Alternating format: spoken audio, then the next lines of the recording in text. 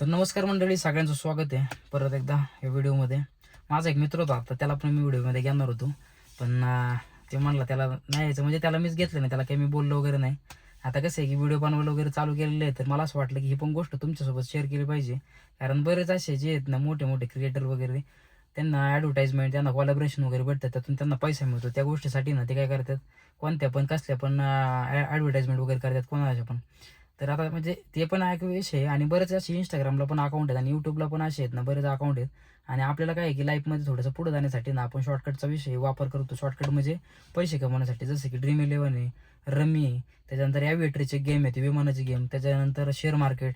Share मार्केटमध्ये जास्त करून ऑप्शन ट्रेडिंग आणि इंट्राडे करणारे पण लोक जास्त आहे, जनता जास्त आहे. तर सध्या माझ्यासोबत मित्र होता. ॲक्च्युली काय होतं की 2 वर्षापूर्वी तो व्यवस्थित वगैरे बोलत होता सगळ्या गोष्टी, त्याला लाईफमध्ये कसला स्ट्रेस नव्हता, पैशांची वगैरे गरज होती, पण कष्ट केल्यामुळे थोडं 2 रुपये जे यायचे तो बरोबर त्या पैसे आहेत ना वापरायचे त्याच्या लाईफमध्ये. आणि त्याला काय एवढं विषय नव्हता, म्हणजे सगळ्यांसोबत हसून खेळून वगैरे राहणे, घरच्यांसोबत पण टाईम स्पेंड करणे, मित्रांसोबत पण चांगला टाईम स्पेंड करायचा. त्याच्यानंतर त्याला ज्या गोष्टी त्याला लाईफमध्ये पाहिजे त्या सगळ्या गोष्टी तो मिळवायचा. पण विषय काय झाला ना, जसं जसं त्याला समजलं की बाबा 25 नंतर काय होतं की पैशांची जास्त गरज असते आपल्याला, आणि जास्त कष्ट करून तेवढा मोठा पैसा आहे ना जास्त लगेच आपल्याकडे येत नाही. आता जर वडिलोपार्जित जमिनी वगैरे असतील आपल्या खिशात, त्यांना पहिल्यापासून पैसा असेल ना आपल्या आईबापाकडं ना, तर माणूस बिझनेस वगैरे धंदा मोठ्या लेवलचा करतो आणि पैसा त्यातून कमवतो.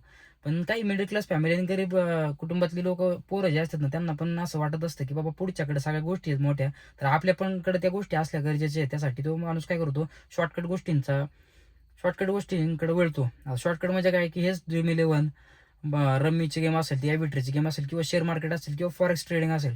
तुम्हाला सांगतो या सगळ्या गोष्टींमधून आहे ना पैसा वगैरे कमवला जाऊ शकतो. पण विषय काय होतो की त्या गोष्टींचं नॉलेज नसतं आपल्याला. मग नॉलेज नसल्यामुळे काय होतं ना, की आणि नॉलेज नसतं आणि प्लस आपल्याकडे पेशन्स नसतात. तेवढं वर्ष ना आपण थांबत नाही, 5-6 वर्ष त्यासाठी खरं दिलं पाहिजे. त्यावेळेस तुम्ही त्यातून पैसे वगैरे कमवू शकता. पण आपण काय करतो की 1-2 वर्षामध्ये आपल्याला त्याच्यामधून 1-2 वर्ष काय, 1-2 महिन्यामध्ये, 3 महिन्यामध्ये आपलं मोठं व्हायचं असतं.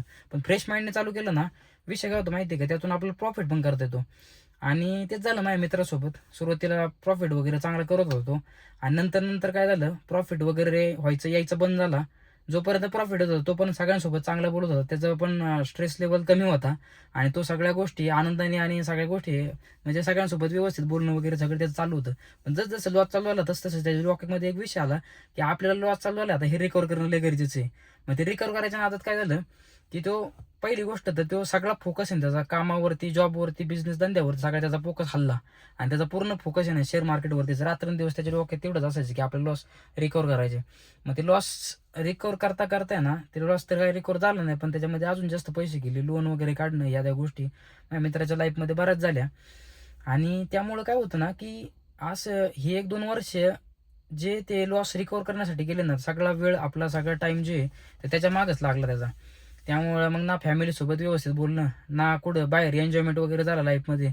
2 वर्ष कमी झाली आणि पुढच्या वर्ष म्हणजे कसं होतं की इथून पुढे जगणं पण घरच्यांचे जर तुम्हाला सपोर्ट असेल, तुमचे फॅमिली मेंबर आणि मित्रमंडळी तुमच्यासोबत असतील ना, तर काय वाटत नाही.